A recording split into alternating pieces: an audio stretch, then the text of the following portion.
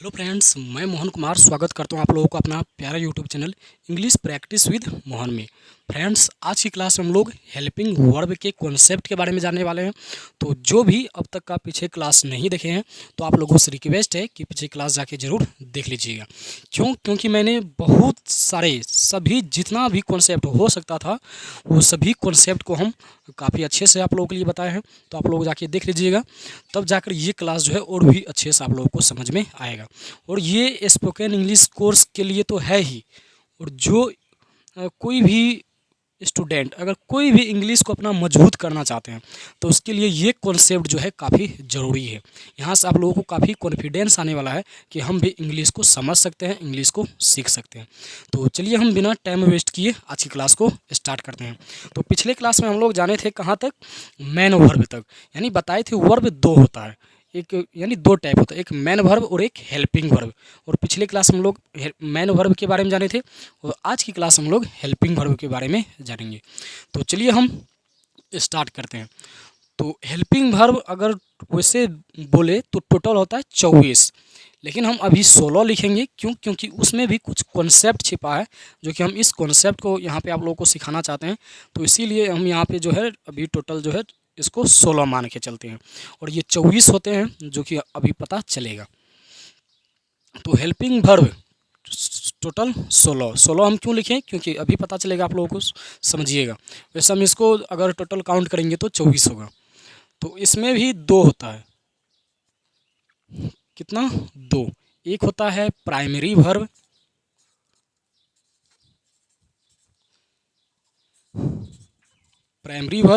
और एक होता है क्या चीज़, मॉडल वर्ब। मॉडल भी कोई कोई बोलते हैं या फिर कोई कोई मॉडल्स भी बोलते हैं। यहाँ पे वर्ब लिख देते हैं। एक होता है प्राइमरी वर्ब और एक होता है क्या चीज़, मॉडल्स वर्ब। तो हेल्पिंग वर्ब की टोटल संख्या कितनी, 16 या फिर 24 कैसे होगा हम बताएंगे। और प्राइमरी, ये दो तरह के होते हैं हेल्पिंग वर्ब भी, एक प्राइमरी वर्ब और एक मॉडल वर्ब या फिर मॉडल्स वर्ब। तो इसमें जो है ये प्राइमरी वर्ब की संख्या टोटल होती है 3। तो 3 इधर हुआ तो ये टोटल हम अभी क्या बोले थे, 24, ये 16। तो यहाँ पे हम 16 फिर से लिख देते हैं। अभी फ़िलहाल के लिए जो है ये 24 को चलिए रहने देते हैं। ये 3, तो ये टोटल कितना होगा, 13। 13 और 3 मिला करके टोटल कितना भी बोले हम, 16। तो प्राइमरी वर्ब 3, मॉडल वर्ब 13। अब प्राइमरी वर्ब जो 3 होता है इसमें से 3 आखिर होता क्या सब है। तो एक होता है बी फॉर्म, यानी अगर एक नंबर दे के हम यहाँ पे लिखना चाहें तो एक होता है बी फॉर्म। बी फॉर्म, और बी फॉर्म में के अंतर्गत क्या सब आते हैं, इज, एम, आर, उसके बाद वाज और वर। वेयर इसको पढ़ते हैं, लेकिन इसको जो वर फॉर्म यानी वर बोलते हैं इसको, वेयर नहीं वर। तो एक हुआ बी फॉर्म। उसके बाद अगर हम दूसरा लिखना चाहे, समझना चाहे, तो दूसरा होता है यहाँ पे हैव फॉर्म। हैव फॉर्म यानी इसमें 3 फॉर्म ऐसे भी लिख सकते हैं, इसमें 3 फॉर्म होते हैं। तो पहला फॉर्म में इजेमार 5 वर्ब आया, और हैव फॉर्म में क्या सब आता है, इसमें भी 3 होता है, हैज, हैव और एक होते हैं हैड। ये सभी हैव फॉर्म में। और उसके बाद इसमें आखिरी का तीसरा होता है, एक होता है डू फॉर्म। डू फॉर्म, और इसमें होता है डू, डिड, उसके बाद डन। यानी ये डन नहीं, यहाँ पे डज, ये हम वर्ब का फॉर्म में लिखने लगे थे, वैसे ये भी वर्ब का ही फॉर्म है। यानी इसमें प्राइमरी वर्ब का 3 फॉर्म, मॉडल वर्ब 13, वो क्या है अभी लिखेंगे। और प्राइमरी वर्ब में 3 फॉर्म जो है उसमें बी फॉर्म, हैव फॉर्म और डू फॉर्म। बी फॉर्म में is, am, are, was, were 5, have form में हैज, हैव, हैड 3, उसके बाद डू फॉर्म में डू, डज, डिड, ये सभी है। लेकिन ये सभी हम यहाँ पे लिखे क्यों, यहाँ पे कॉन्सेप्ट छिपा हुआ है जो कि आप लोगों को यहाँ पे समझना है, और ये काफ़ी इम्पोर्टेंट है। यानी अगर ये समझ जाते हैं तो यहाँ से आप लोग पूरा इंग्लिश को समझ सकते हैं। यानी ये काफ़ी इम्पोर्टेंट है कि ये सभी को हम किस हद तक कैसे हम लोग समझ पाते हैं। और हम ये पहले भी आप लोगों को बोल चुके हैं, जो पहले फर्स्ट क्लास से मेरा करता होगा उसको इंग्लिश का डर जो है धीरे धीरे ख़त्म होने लगे होगा। यानी यहाँ तक आते आते वो आप लोग जो है काफ़ी अपने आप को कॉन्फिडेंस फील करेंगे।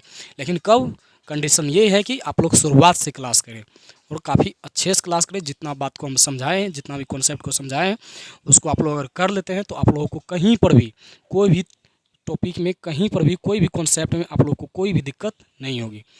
तो यहाँ पे बी फॉर्म में ये सब होता है, हैव फॉर्म में ये सब, डू फॉर्म में डू, डज, डिड।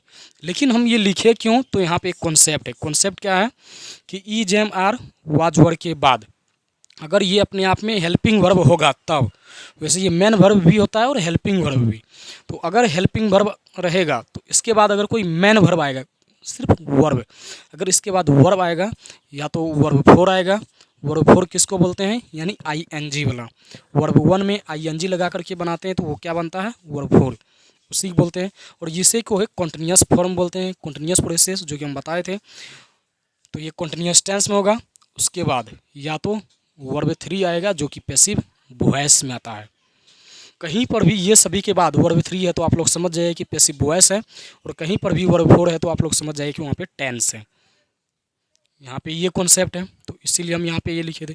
अगर इसके बाद कहीं पर भी वर्ब वन है, वर्ब टू है, वर्ब फाइव है, तो वो सभी सेंटेंस क्या है, गलत है। सिर्फ और सिर्फ क्या आएगा, वर्ब फोर या फिर वर्ब थ्री। उसके बाद हैव फॉर्म, हैज, हैव और हैड। तो ठीक इसी प्रकार हैज, हैव, हैड के भी बाद हमेशा वर्ब थ्री आएंगे। सिर्फ और सिर्फ क्या चीज़, वर्ब थ्री। अगर कहीं पर भी वर्ब टू आता है, वर्ब वन आता है, वर्ब फोर आता है, वर्ब फाइव आता है, तो वो सभी क्या है, पूरा पूरी गलत है। वो सिर्फ और सिर्फ हैज, हैव, हैड अपने साथ क्या ले सकता है, वर्ब थ्री, जिसे हम लोग परफेक्ट फॉर्म बोलते हैं। यानी मेन वर्ब का वर्ब थ्री आएगा हैज, हैव, हैड के बाद। ये सभी आप लोग याद रखिएगा। और ठीक इसी प्रकार डू, डज, डिड अगर कहीं पे आ गए तो डू, डज, डिड के बाद हमेशा जो है, हमेशा और हमेशा वर्ब वन आएंगे। अगर कहीं पर भी वर्ब टू आया, डू के बाद, डज के बाद, डिड के बाद, ये सभी के बाद वर्ब टू आया, वर्ब थ्री, वर्ब फोर और वर्ब फाइव, तो वो सभी सेंटेंस क्या होगा, गलत होगा। तो यहाँ पे सिर्फ क्या आएगा, डू, डज और डिड के बाद हमेशा वर्ब वन। ये सभी कॉन्सेप्ट यहाँ पे हमको बताना था जो कि हम यहाँ पे लिखे हैं। आप लोग इसको एक बार देख लीजिएगा, नोट कीजिए, क्योंकि ये काफ़ी इम्पोर्टेंट है। जब तक ये सभी नहीं जानेंगे तब तक हम लोग अच्छे से इंग्लिश को समझ नहीं पाएंगे, इंग्लिश का डर ख़त्म नहीं होगा। लेकिन जो भी चाहते हैं इंग्लिश को समझने के लिए, इंग्लिश को सीखने के लिए, तो उसके लिए ये सभी इम्पोर्टेंट है ही, जो कि हम भी बड़े सर लोगों से सीखते हैं।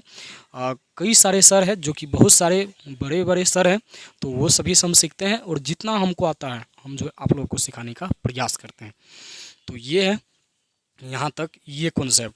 तो अगर हम इसको टोटल काउंट करें तो पहले हम इसको भी लिख देते हैं कि मॉडल्स वर्ब क्या होता है। तो मॉडल वर्ब टोटल कितना होता है, 13। तो इसमें ये क्या क्या से होता है, यहाँ पे हम पहले लिख देते हैं, can, could, shall, should, will, would, can, could, shall, should, will, would, may, might, must, need, dare, used to और आउट टू।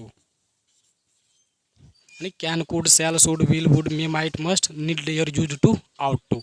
और ये सभी वर्ब टोटल कितना होगा, 4, 4, 8, 4, 12, 1, 13। तो वही हम बताए थे, ये सभी कितना होता है, 13।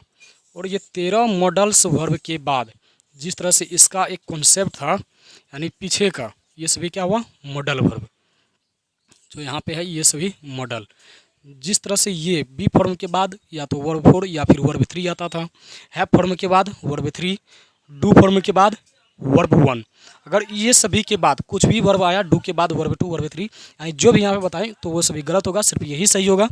ठीक उसी प्रकार कहीं पर भी आप लोगों को ये मॉडल वर्ब दिखाई दे, ये मॉडल वर्ब के बाद हमेशा जो है वर्ब वन आएंगे, उसके बाद जो है कुछ भी नहीं आ सकता। कहीं पे अगर वर्ब टू आ गया या वर्ब थ्री, वर्ब फोर या वर्ब फाइव, ये सभी क्या होगा, गलत होगा। सिर्फ और सिर्फ क्या होगा, मतलब ये सभी आएगा ही नहीं, सिर्फ और सिर्फ वर्ब वन। तो इसको हम यहाँ से मिटा ही दे तो वो ही सही है, क्योंकि उधर आप लोगों को दिखता भी नहीं होगा, नहीं तो आप लोग कन्फ्यूज ही हो जाएंगे। तो ये 13 मॉडल वर्ब के बाद हमेशा क्या आएगा, वर्ब वन। और ये 3 डू फॉर्म के बाद हमेशा क्या आएगा, वर्ब वन। तो इधर तो याद रखना ही नहीं है, सिर्फ वर्ब वन आएगा। सिर्फ ई जेम आर वॉज वर्ब के बाद वर्ब फोर या फिर वर्ब थ्री, और हैव फॉर्म के बाद हमेशा वर्ब थ्री। कितना आसान है बहुत आसान है, बहुत इम्पोर्टेंट, लेकिन जो नहीं जानते हैं उसके लिए सर दर्द है ये। वो इंग्लिश को समझ ही नहीं पाएंगे, उसको रट्टा मारना पड़ेगा, स्ट्रक्चर याद करना पड़ेगा। जब हम यहीं पे ये कॉन्सेप्ट बता दिए तो आप लोगों को कोई भी चीज़ रटने की आवश्यकता है नहीं। जैसे अगर हम पूछना चाहें तो अगर इसको आप लोग एक बार काउंट कीजिए तो कितना होगा, 13 इसमें, 13 3 16, 16 3 19, 19 5 24। तो ये टोटल अगर एक एक करके काउंट करेंगे तो कितना, हेल्पिंग वर्ब की संख्या कितना, 24। लेकिन हम ये कॉन्सेप्ट इस तरह से 16 क्यों लिखे थे, क्योंकि ये कॉन्सेप्ट हमें बताना था ये सभी के बाद वर्ब वन, 13 मॉडल वर्ब के बाद वर्ब वन, और 3 फॉर्म जो है इस फॉर्म के बाद वर्ब फोर या फिर वर्ब थ्री, और हैव फॉर्म के बाद वर्ब थ्री, डू फॉर्म के बाद वर्ब वन। ये सभी जो बताना था, इसलिए हम यहाँ पे 13 और 3 करके ऐसे करके 16 लिखे थे। समझ गए आप लोग, काफ़ी आसान है।